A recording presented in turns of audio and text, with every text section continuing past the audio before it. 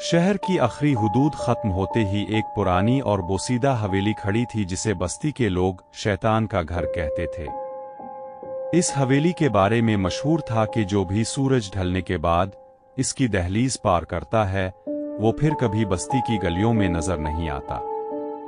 एक सर्द रात 3 दोस्तों आकिब, हामिद और साजिद ने फैसला किया कि वो इस वहम को खत्म करेंगे।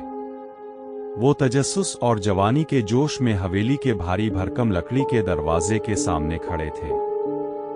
जैसे ही आकिब ने दरवाजा धकेला, एक अजीब सी चरचराहट हुई, जैसे कोई बरसों से उनका इंतजार कर रहा हो। अंदर घुप अंधेरा था और हवा में एक अजीब सी सड़ांध थी। यार, यहां तो बहुत बो है, वापस चलते हैं, साजिद ने थरथराती आवाज में कहा। लेकिन हामिद ने हंसते हुए अपनी टार्च जलाई। डरपोक मत बन्नू, ये सिर्फ पुरानी लकड़ी की बो है। वो जैसे ही हाल के बीच में पहुंचे, अचानक हवेली का बैरूनी दरवाजा एक जोरदार धमाके के साथ बंद हो गया।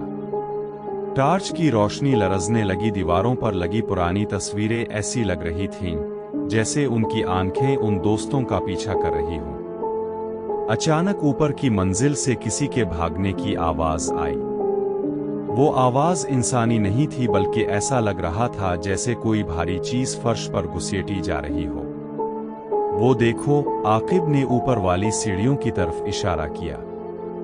वहां एक काला साया खड़ा था जिसका कद 7 फुट से भी ऊंचा था और इसकी आंखें दहकते हुए कोयलों की तरह लाल थीं।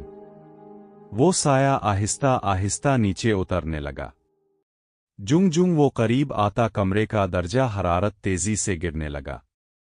साजिद चीख मारकर पीछे हटा, लेकिन इसका पाँव किसी मख्फी चीज से टकराया और वो गिर गया। जब इसने नीचे देखा तो फर्श पर इंसानी हड्डियां बिखरी हुई थीं।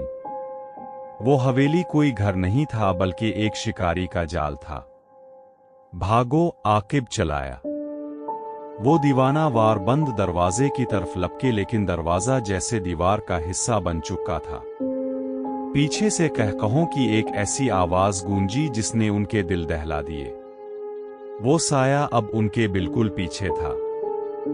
अगली सुबह बस्ती के लोगों ने देखा कि हवेली का दरवाजा पहले की तरह थोड़ा सा खुला हुआ था, जैसे किसी नए मेहमान को दावत दे रहा हो, लेकिन उन तीनों दोस्तों का कहीं नामो निशान ना था।